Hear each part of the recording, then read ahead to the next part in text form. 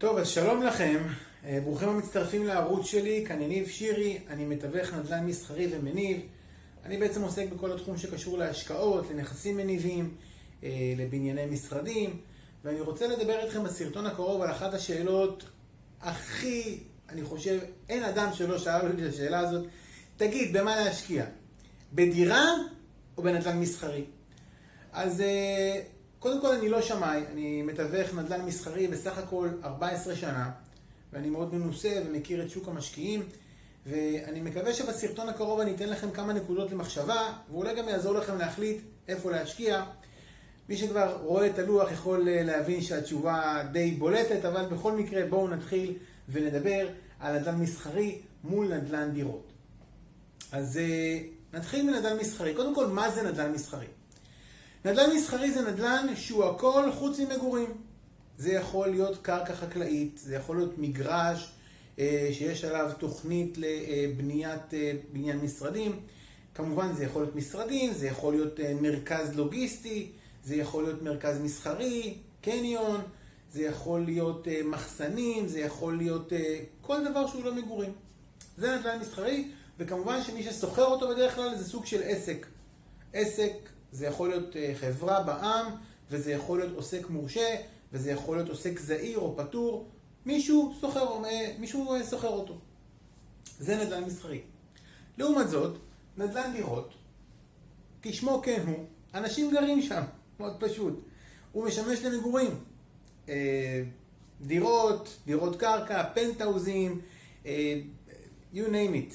כל מה שקשור למגורים. דרך אגב, בית מלון הוא מגורים, אבל הוא נחשב נדל"ן מסחרי, כנ"ל לגבי בתי אבות, זה גם נדל"ן מסחרי.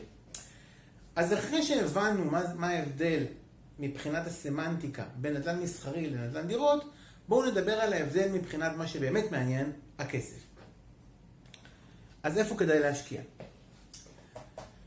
חשוב שנדע שבנדל"ן מסחרי יש מיסוי מהשקל הראשון. זה בערך 30%. זאת אומרת, אם נכנס לי בחודש 100 שקלים שכירות, 30 שקלים הם מס. שנדע את זה. אלא אם כן, כמובן, אם אתם חברה בע"מ ויש לכם נכס שהוא שלכם, נכס מסחרי, אז המיסוי יהיה 25%. כמובן, לפי מס החברות. נדל"ן מסחרי יכול להיות יציב, יכול להיות לא יציב. תלוי איפה הוא נמצא. תלוי אם זה קרקע, תלוי אם זה קומה ראשונה, אם זה חנות, או אם זה משרד. יש פה המון ניואנסים שצריך להכיר אותם, ולהכיר את האזור שבו אני קונה נדל"ן מסחרי. ובנדל"ן מסחרי יכולות להיות עליות מחירים חדות, כמו גם ירידות מחירים חדות. זאת אומרת, הגרף הולך בצורה כזאת בנדל"ן מסחרי, מה שנקרא כל אחד והבדיקה שהוא עשה ואיך שהוא קרא נכון את המפה, אבל זה בעצם נדל"ן מסחרי. התנודות יכולות להיות קשורות לאלף ואחת דברים, כמו שראיתם, המצב הביטחוני יכול להיות, זה יכול להיות קורונה, זה יכול להיות איזשהו מהלך שמוביל ראש עיר חדש, כמו למשל בת ים, אלף ואחת דברים. בואו נדבר על נדל"ן דירות. נדל"ן דירות, קודם כל מבחינת מס, עד 5,000 שקל לא משלמים כלום. פשוט מאוד, אם אני לא יודע, זה 5,047, 5,000. עד 5,000 שקל הכנסה לא משלמים כלום. זאת אומרת, אם יש לי שתי דירות, אחת בירוחם ואחת בדימונה, וירוחם מכניסה 2,200 ודימונה מכניסה 2,000, 4,200, הולך אליי לכיס, כיף גדול, לא משלם לאף אחד כלום.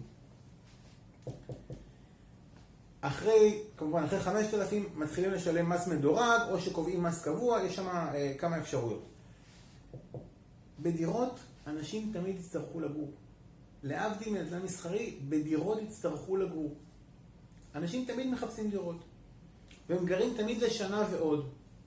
אוקיי? בנדל"ן מסחרי, לפעמים חוזה יכול להיות 3 שנים או 5 שנים, אבל כאן אנשים תמיד גרים. בדירות, נדל"ן דירות, העליות הן מתונות. אין קפיצה מטורפת כמו שיכול להיות בנדל"ן מסחרי. אוקיי? מעבר לזה, יש כאן את ארץ ההזדמנויות. בנדל"ן דירות, פחות בנדל"ן מסחרי, יש המון שינויים. יכול להיות תמ"א 38, יכול להיות תמ"א 38-1, פינוי בינוי, יכול להיות התחדשות עירונית, יכול להיות חיזוקים, יש 1,001 דברים שיכולים בהחלט להעלות את ערך הנכס. שורה תחתונה, נדל"ן דירות לא לבעלי לב חזק. לב חזק זה כאן, מה שנקרא, זה הסולידי, זה המסלול הרגוע, השקט, מה שנקרא, אם אני רוצה לדמות את זה למסלול אבובים, אז זה נהר הירדן השקט. כאן האמזונס צריך להיות מה שנקרא בעלי לב חזק, יכולים לקרות דברים, יש המון אינטריגות עם סוחר, עם עסקים, נופלים, קמים, יוצאים, נכנסים.